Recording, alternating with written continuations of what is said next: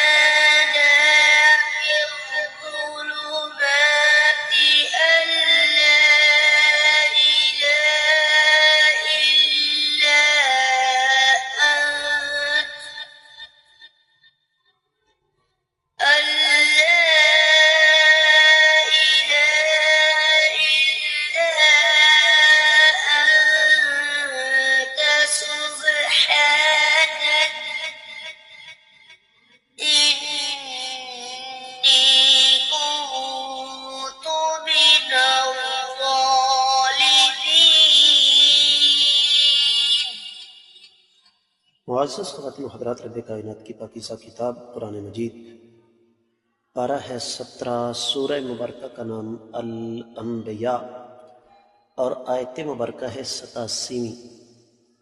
رب کائنات فرماتے ہیں وَذَنُّونَ، اور مچھلی والے، اذ جب ذہبا چلے گئے، مغاضباً غصے کے ساتھ، فظن اور یہ گمان کر بیٹھے، ان یہ کہ لن ہرگز نہیں، نقدرا گرفت کریں گے، علیہ ان پر، فنادا بس انہوں نے آواز دی، فی الظلماتی اندھیروں میں، ان یہ کہ لا الہ نہیں ہے کوئی لائق عبادت، الا مگر انت الہ العالمین آپ ہی، سبحانک آپ پاک ہیں، انی بے شک میں، کنت ہوں، من الظالمین ظالموں میں سے۔ بامحاورہ ترجمہ سماعت فرمائیے گا۔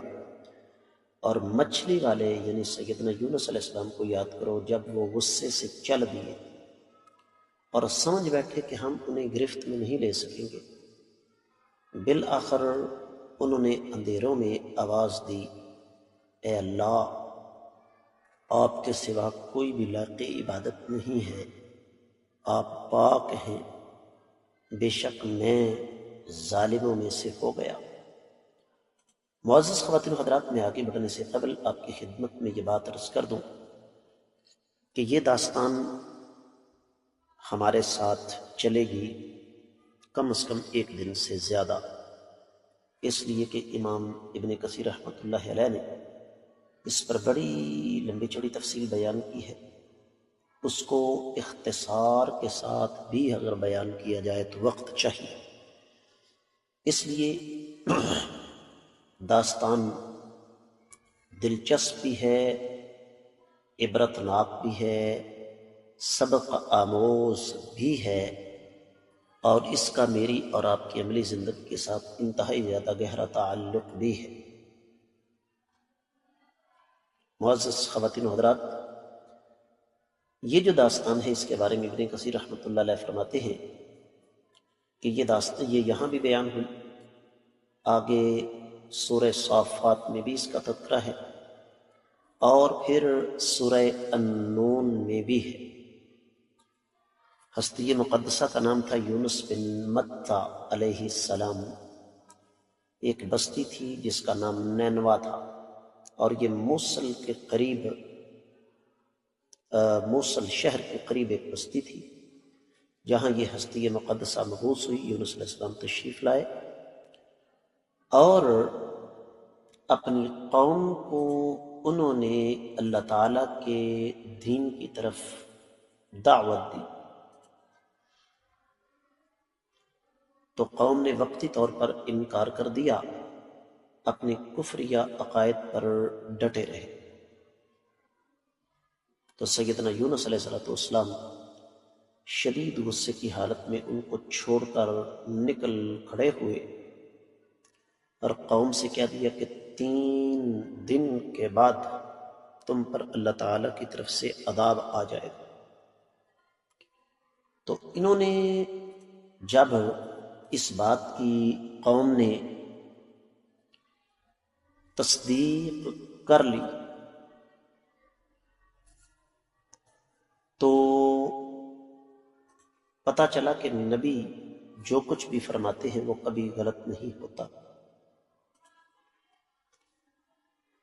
تو فوری طور پر اپنے بچوں کو لیا، جانوروں کو لیا، مویشیوں کو لیا اور صحرا میں آ گئے اور لگے اللہ تعالیٰ کے حضور رونے۔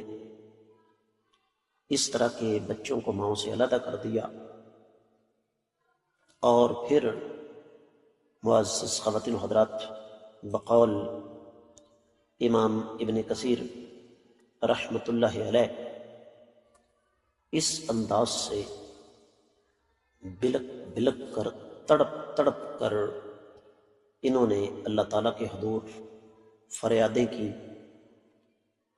کہ جانور بھی بلبلا اٹھے۔ اب یہ بات یاد رکھیے کہ اللہ تعالیٰ سے زیادہ رحیم و کریم اور کوئی نہیں، اور اللہ تعالیٰ دلوں کے حال بھی بہتر جانتے ہیں۔ تو رب کائنات کو یہ پہلے سے ہی معلوم تھا ان لوگوں کا رونا جھوٹا نہیں ہوگا، تو اللہ تعالیٰ نے ان سے عذاب کو اٹھا لیا۔ سورہ یونس میں 98ویں آیت مبارکہ میں یہ مضمون گزر چکا ہے۔ فلولا كانت قرية آمنت فنفعها إيمانها إلا قوم يونس لما آمنوا كشفنا عنهم عذاب الخزي في الحياة الدنيا ومتعناهم إلى حين، کہ عذابوں کی تحقیق کے بعد ایمان کسی کو فائدہ نہیں دے سکتا سوائے سیدنا یونس علیہ السلام کی قوم کے، کہ ان کی وجہ سے، ان کی ایمان کی وجہ سے ہم نے ان پر سے عذاب ہٹا لیے اور انہیں دنیا کی ذلت اور رسوائی سے بچا لیا، اور انہیں ایک محدود مدت تک مہلت عطا فرما دی۔ معزز خواتین و حضرات، ابن کثیر رحمۃ اللہ علیہ آگے فرماتے ہیں کہ اب ذرا تصویر کا دوسرا رخ دیکھتے ہیں۔ سیدنا یونس علیہ السلام بستی سے تو نکلے، اور بستی سے نکلے تو آگے آ گیا سمندر،